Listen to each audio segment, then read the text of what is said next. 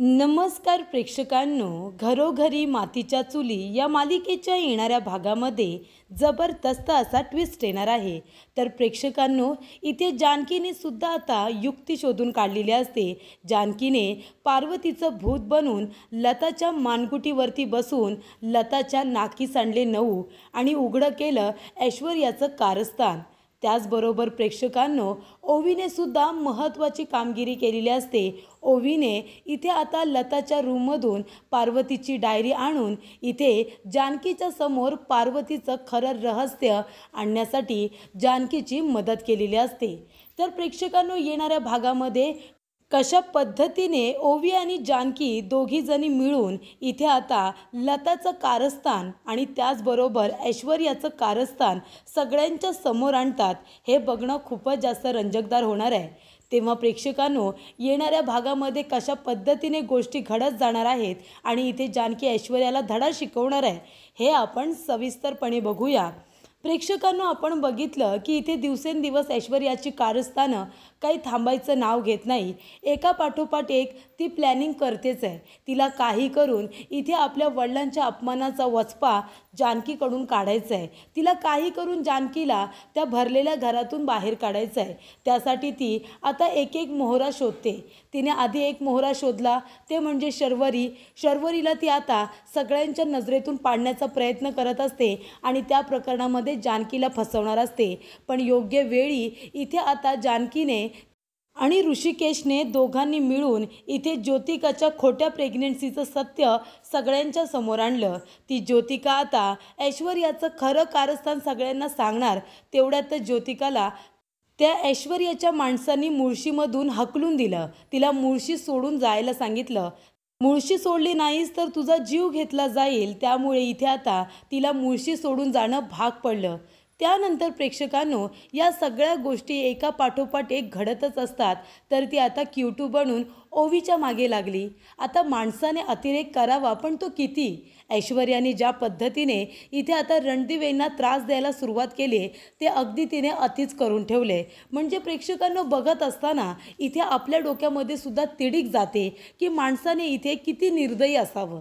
किती म्हणजे एखादं कॅरेक्टर जर वाईट असेल तर ते कितपत वाईट असावं. पण असो, ही ऐश्वर्या काही आता कारस्थान करायची थांबत नाही आहे. सगळं काही चालूच आहे. हळूहळू तिने आता खोट्या पार्वतीला घरामध्ये आणून पूर्ण वातावरण दूषित करून ठेवलेलं आहे. इथे आता जानकी ज्या घराला गोकुळ म्हणते, त्या गोकुळातली माणसं सगळीच्या सगळी इथे जानकीच्या विरोधात गेलेत. हे कारस्थान ऐश्वर्याचं आहे. आता सुमित्रा या सगळ्या फेजमधून आधीसुद्धा गेले. सुमित्राला काही या गोष्टी नवीन नाही आहेत की ऐश्वर्याने कशा पद्धतीने जानकीच्या विरोधामध्ये सुमित्राला भडकवलं होतं. अगदी इतकं की सुमित्राने जानकीला भरलेल्या घरातून बाहेर काढलं होतं आणि शेवटीला जानकीने काय केलं? जरी पण तिला घरातून बाहेर काढलं होतं तरीसुद्धा ती आपल्या घराचा विचार करत असते. पण आतासुद्धा बिचारी जानकी त्याच जागी उभी आहे की कुणीही तिच्यावरती विश्वास ठेवत नाही आहे. त्यावेळेला तिच्याबरोबर ऋषिकेश तरी खंबीरपणे उभा होता. पण आता ऋषिकेशसुद्धा हळवा झाला आहे. त्यालासुद्धा मनाच्या कुठल्या तरी कोपऱ्यामध्ये असंच वाटतं आहे की ती बाई, जी लताबाई त्या घरामध्ये आलेली आहे, लता कारखानीस, ती त्याची आई पार्वतीच आहे. आणि म्हणूनच आता 30-35 वर्षांनी आपली आई परत आली आहे, तर आता तिचं सगळं चांगलं केलं पाहिजे असंच त्याला वाटते. पण इथे प्रेक्षकांनो, जानकीला आता कळलं आहे की ती बाई ही खरी पार्वती नाहीच आहे. मग आता ती पार्वती नाही आहे तरीसुद्धा घरामध्ये येऊन आमच्या वाद निर्माण करते, आमचं घर तोडण्याचा प्रयत्न करते, मला आईंच्या नजरेत पाडण्याचा प्रयत्न करते. पण का? हे सगळं ती लता का करते? लता हे सगळं का करेल याचं कारण आता जानकी शोधत असते. जेव्हा ती ऋषिकेशला म्हणते की तिला बाहेर काढा, ऋषिकेश म्हणतो, तुझ्याकडे पुरावा काय आहे की ती माझी पार्वती आई नाही आहे? आणि काय पुरावा आहे ज्याच्या आधारावरती मी तिला घरातून बाहेर काढू? तिने खूप पुरावे दिले आपल्याला की ती पार्वती आहे म्हणून. तेव्हा जानकी म्हणते, हे कसं शक्य आहे? जिथे आता पार्वतीबद्दल जेवढं जानकीने ऐकलं होतं सुमित्राकडून, सुमित्राने प्रत्येक वेळेला पार्वतीचं कौतुक केलेलं असतं. एका हाताने दिलं तर दुसऱ्या हाताला कळत नव्हतं, अशी ख्याती ज्या पार्वतीची आहे, ती पार्वती आपल्या हक्कासाठी येऊन भांडते, ते सुद्धा सुमित्रा आईशी. म्हणजे जी बाई इतक्या वर्षांपूर्वी आपल्या नवऱ्याला, आपल्या मुलाला, आपली सगळी संपत्ती जी सोडून निघून गेली, ती इतक्या वर्षांनंतर प्रॉपर्टीसाठी भांडायला का येईल, असा प्रश्न जानकीच्या मनात निर्माण होतो. आणि त्यामुळे प्रेक्षकांनो, तेव्हा जानकीला कळतं की ही लताबाई कोण आहे. मला सगळ्यांच्या नजरेत पाडून तिला काय मिळणार आहे, तिला तर मी ओळखतसुद्धा नाही, पण हे सगळं ती का करते, कशासाठी करते, कुणाच्या सांगण्यावरून करते, या गोष्टीचा जेव्हा आता जानकी प्रेक्षकांनो विचार करत असते, तेव्हा तिच्यासमोर फक्त एक व्यक्ती येते आणि ती म्हणजे ऐश्वर्या. ऐश्वर्याने याआधीसुद्धा खूप कारनामे केलेले आहेत. त्याच्यामुळे लताबाई इथे येण्यामागे जर कुणाला काही फायदा असेल तर तो फक्त आणि फक्त ऐश्वर्यालाच आहे, हे आता जानकीला कळलेलं असतं. तरीसुद्धा प्रेक्षकांनो, इथे आता बघा, जानकीला त्या माणसाने फोन केलेला असतो की तुला लताबाईबद्दल जर पुरावे हवे असतील तर तू मला पैसे दे.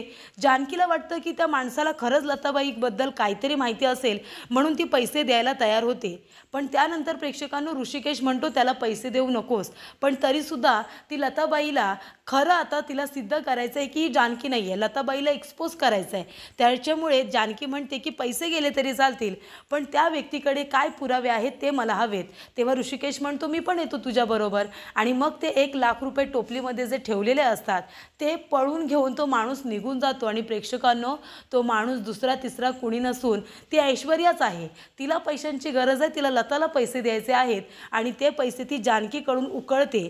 जानकीला ती इथे आता आमिष दाखवत असते की तुला लताच्या विरोधात पुरावे देते, तू मला पैसे दे. आणि मग जानकीला वाटतं की खरोखरच ती मला आता पैसे देणार, पण तसं होत नाही प्रेक्षकांनो.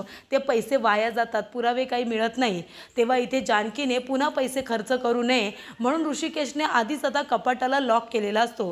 कपाट काही उघडत नाही, चाव्या घेऊन तो ऑफिसला निघून जातो. मग इथे जानकी हुशारी करते, सौमित्रकडून पैसे मागते. पण आता तिला ते पैसे त्या माणसाला देऊन पुरावे मिळवायचेच असतात. प्रेक्षकांनो, ते पैसे आता सौमित्र तिला ऑनलाईन ट्रान्सफर करतो. ते पैसे जानकी घेते आणि त्या माणसाला द्यायला ती परत जाते. आणि त्या माणसाला म्हणजे ऐश्वर्याला पैसे हवेच असतात, कारण लताबाईचं तोंड बंद करायचं आहे. त्यामुळे इथे जानकीला ऋषिकेश थांबवण्याचा प्रयत्न करतो. ऋषिकेश म्हणतो नको जाऊ जानकी, परत तोंडावरती पडशील, कुणीतरी तुझ्या ह्या स्वभावाचा गैरफायदा घेत आहे. आधी आपले 1,00,000 रुपये गेलेत, परत हे पैसे घेऊन जाऊ नकोस. तेव्हा जानकीने आता ह्या वेळेला प्रेक्षकांनी एक चालाकी केलेली असते. तिने त्या पैशांवरती काही खुणा करून ठेवलेल्या असतात, कारण तिला बघायचं असतं की हे पैसे नक्की कुणाच्या हातामध्ये जात आहेत, ही गोष्ट आता तिला बघायची असते. तेव्हा तिने काही नोटांना इथे कलरसुद्धा लावलेला असतो, कारण जर ते पैसे घरातल्या लोकांच्या कुणाच्या तरी हातात जातील तर त्या पैशांना लागलेला कलर त्या व्यक्तीच्या हाताला दिसेल. आणि म्हणूनच प्रेक्षकांनो, इथे जानकीने ते पैसे त्या व्यक्तीला द्यायचे ठरवलेले असतात. आणि त्यानंतर प्रेक्षकांनो, इथे आता जानकी ते पैसे नेहमीप्रमाणे टोपलीमध्ये ठेवते आणि ती व्यक्ती घेऊन ते पैसे निघून जाते, म्हणजे ऐश्वर्या. आणि मग पुरावे काही मिळत नाही, पुरावे इथे जानकीला मिळतच नाही. त्यानंतर इथे आता जानकी ऐश्वर्याचं कारस्थान उघडं तरी कसं करणार, कारण का पुरावे हवेत ना दाखवायला की हे सगळं ऐश्वर्याने केले. त्यानंतर जानकीच्या डोक्यात एक आयडिया येते. जेव्हा इथे पार्वती म्हणते काय गं तू सारखी मागे लागलेस, मी पार्वती नाही आहे, पार्वती नाही आहे. मग काय पार्वतीचं भूत आलं आहे का? भूत आहे मी पार्वतीचं, मी खरोखर पार्वती आहे. तेव्हा जानकी म्हणते चला आता ह्या जर खरोखर पार्वती असतील ना तर ह्या पार्वतीच्या भूताला घाबरणार नाही. आता जी आयडिया मी नानांना बरं करण्यासाठी केली होती ती आयडिया मला आता यांच्याकडून खरं वधून घेण्यासाठी करावी लागणार आहे. त्यानंतर प्रेक्षकांनो, इथे आता जानकी ओवीची मदत घेते.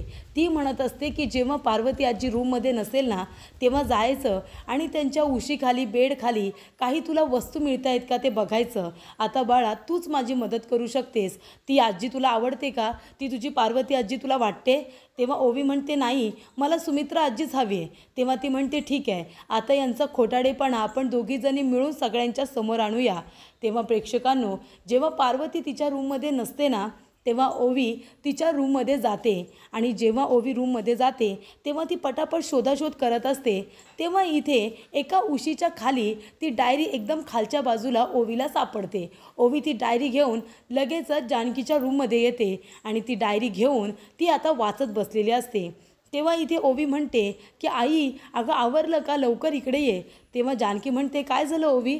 ओवी म्हणते आई हे बघ, तू म्हणाली होतीस ना की त्या पार्वती आजींच्या रूममध्ये जर मला काही वेगळं सापडलं तर घेऊन ये म्हणून. ही बघ मला ही डायरी सापडली आणि त्याच्यावरती त्यांचं नाव पण आहे, पार्वती परषोत्तम रणदिवे. तेव्हा जानकी म्हणते काय, आणि जानकी ती डायरी हातामध्ये घेते आणि ती डायरीचं पहिलं पान वाचल्यानंतरच इथे जानकीच्या लक्षात येतं की अच्छा, म्हणजे हे सगळं कारण आहे. तर मुळात ही डायरी त्या बाईकडे गेली कशी, कारण ही डायरी खरोखर पार्वती आईंची आहे आणि पार्वतीच्या मागचं खरं रहस्य ही डायरी आहे हे आता जानकीच्या लक्षात आलेलं असतं. त्याच्यामुळे जानकी म्हणते की ह्या डायरीचा वापर करून ऐश्वर्याने त्या लताबाईंना या घरामध्ये पार्वती आई बनवून आणलेलं आहे. ठीक आहे, आता इथे जानकीला सत्य तर कळलेलं असतं, पण ते सत्य आता इथे सुमित्राच्या समोर तिला आणून द्यायचं असतं. ऋषिकेश, नाना सगळ्यांच्या समोर आणून द्यायचं असतं. त्यामुळे जानकीने एक प्लॅन केलेला असतो. जानकीने इथे भूताचं नाटक केलेलं असतं. ती आता पार्वतीचं भूत बनून लताच्या रूममध्ये जाते आणि लताच्या रूममध्ये गेल्यानंतर ती म्हणत असते काय गं मी इथे नसताना तू पार्वती बनून या घरामध्ये आलीस का, माझी जागा घेण्याचा प्रयत्न करतेस, माझी इमेज इथे डाऊन करण्याचा प्रयत्न करतेस, सगळ्यांना का त्रास देतेस तू, माझ्या घराला, माझ्या इथे आता नानांना, ऋषिकेशला, सुमित्राला आणि खास म्हणजे माझ्या जानकीला आणि त्या सुमित्राला, त्या दोघीजणी बिचाऱ्या गरीब त्या बायकांना तू का त्रास देतेस, तू खरोखर कोण आहेस माहिती आहे ना तुला.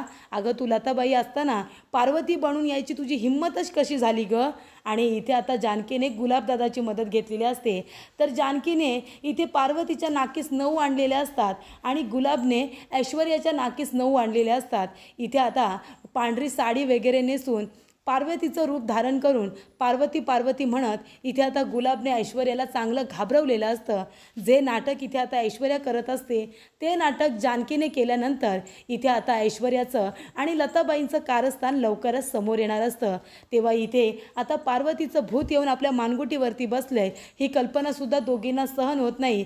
तेव्हा लताबाई म्हणते माफ कर मला, मी काही केलेलं नाही आहे, या सगळ्यामध्ये माझी काही चूक नाही आहे, ती ऐश्वर्या आहे ना, ऐश्वर्या तिने हे सगळं मला करायला सांगितलं आहे.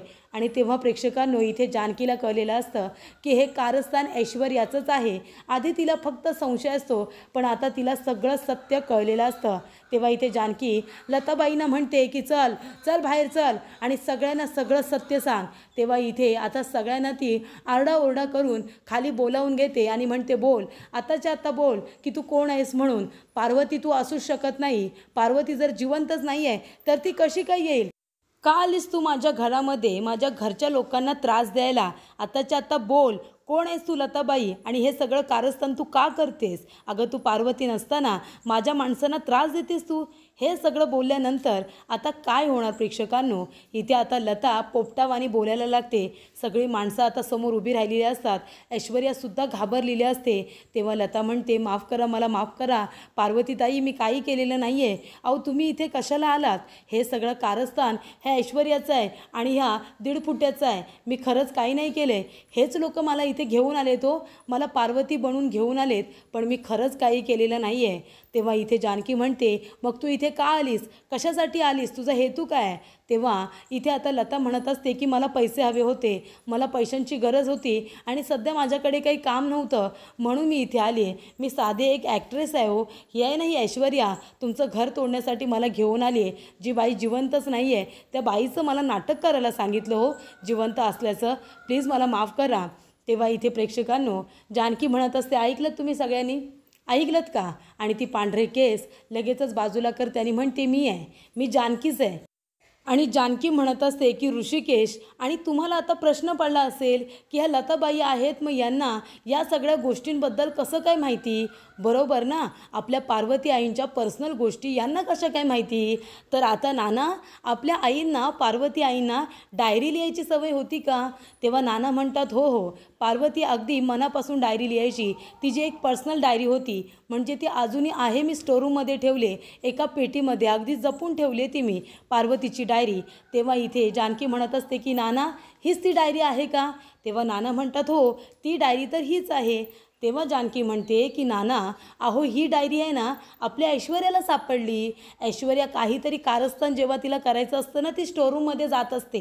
किती वेळा तरी मी तिला स्टोरूममध्ये पकडलं आहे. तुम्हाला तर माहिती आहे ना, कपाटामध्ये बंद करून पार्सल म्हणून तिच्या डॅडाकडे पाठवलं होतं. स्टोरूममध्ये ती जात असते काही ना काहीतरी गोष्टी शोधायला, आपल्या सगळ्यांना त्रास द्यायला. आणि आत्तासुद्धा तिने तेच केलं. सुमित्रा आईला आणि त्याचबरोबर मला, आम्हाला दोघींना त्रास द्यायचा होता ना. म्हणजे शर्वरी वंश झाल्या, त्यानंतर माझी ओवी झाली, त्यानंतर मी आणि आई आम्ही दोघीजणी उरलो होतो. मग आमचासुद्धा काटा काढायचा होता ना तिला. म्हणून आम्हाला दोघींना एकमेकांच्या नजरेमध्ये पाडण्यासाठी तिने हा प्लॅन केला होता. आता पार्वती आई आल्यानंतर माझ्याशी सुद्धा वाद घालतील आणि त्यांच्याशी सुद्धा वाद घालतील. हो ना ऐश्वर्या?